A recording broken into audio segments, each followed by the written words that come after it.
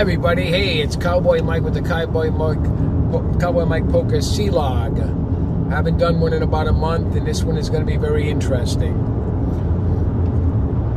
We are going to talk about, and I don't have the mask on today, it keeps on falling off, so I'm not going to wear it while I'm talking. So we have a couple of controversial things to talk about. One is the courteousness at casinos to poker players.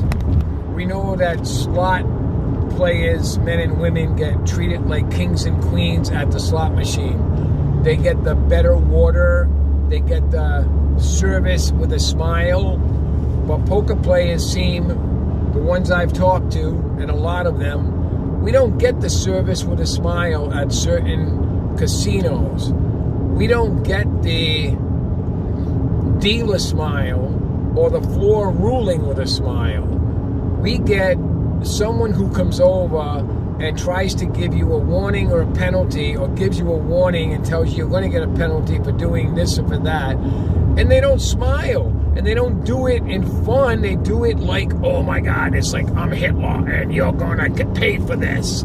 That's not your job. Your job is to be courteous and smile. Poker players spend thousands of dollars a year in the poker room. Thousands. Do you really want them to go somewhere else because of your attitude? Change your attitude, beverage people. Change your attitude, dealers, and change your attitude, floor people. Service with a smile is what we want, is what we're looking for.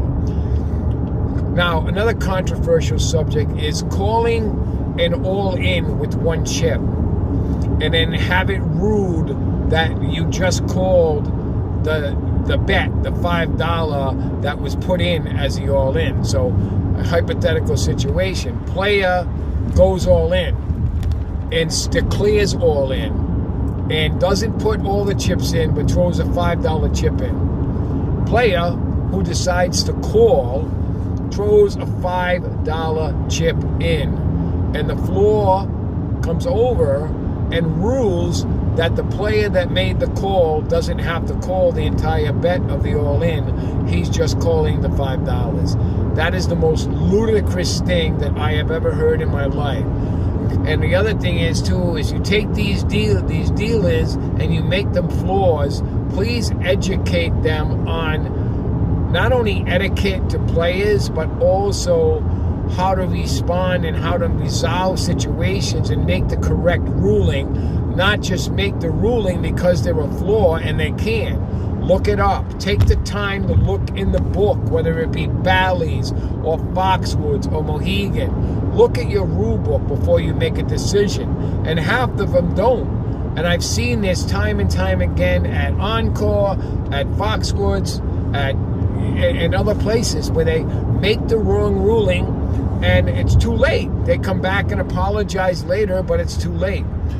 The other thing is I wanted to talk about is that there are a lot of tournaments going on this week. One of them is the craziest thing.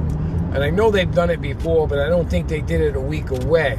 So we have Philly Live in Philadelphia, Pennsylvania, who decided to have a $600 million guarantee. That's great. We love it. We love the big guarantees. But in the process of creating the guarantee, they did it at Maryland Live and Philly Live as well. So that's great also, because they're only 2 hours or so apart. So you figure if you're going to have a day two, you're going to have it on the following day after the day one. Nope. Philly Live decides to have their day one, their last day one on Mother's Day, which was yesterday. And they decided that the day two was going to be on the 18th in Maryland. And Maryland Live is going to have all the day ones this week. Well, what about people that wanted to travel and play that event? You're losing numbers by doing that. You're losing the people from New England that don't want to drive twice to Philly and then drive to Maryland the following weekend when they make the day two.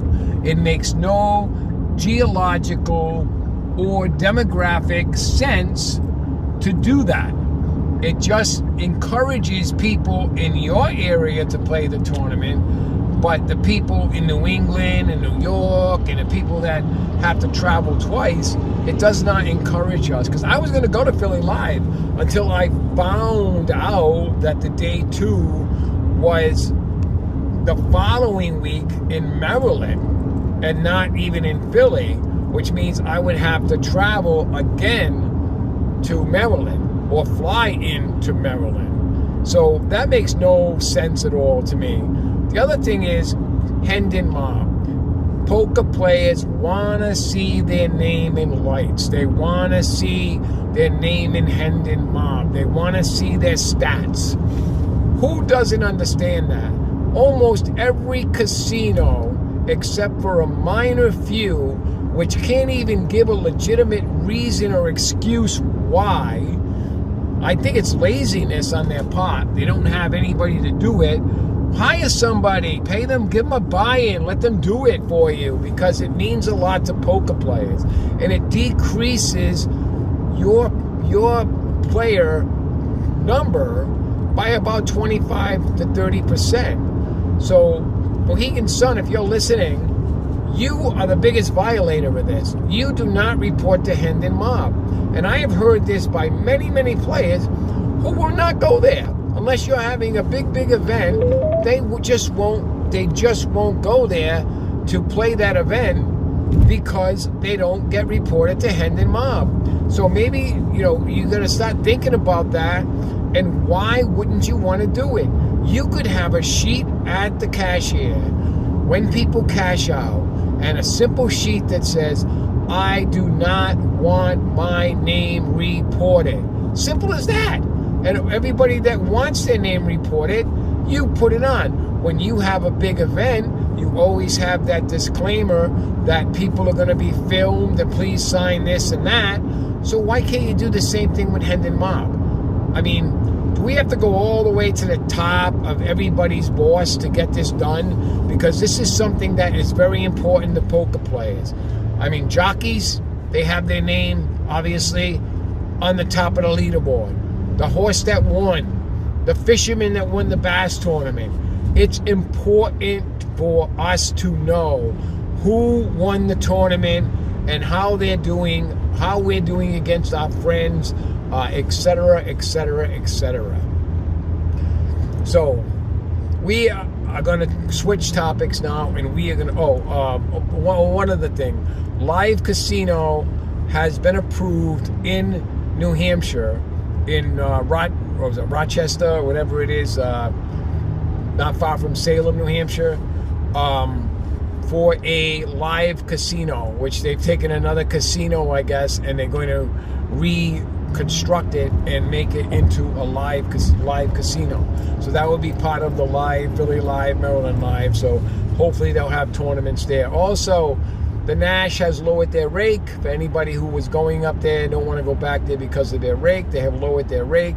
They also have some decent tournaments, I understand, and some decent cash games. Because New Hampshire seems to be building up with more casinos as we speak.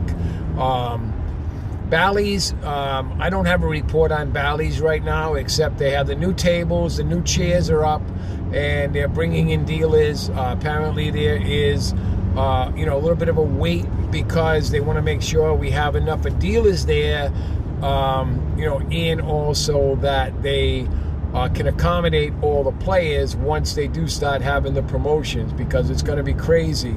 So all good things come to those who wait. Remember that, okay?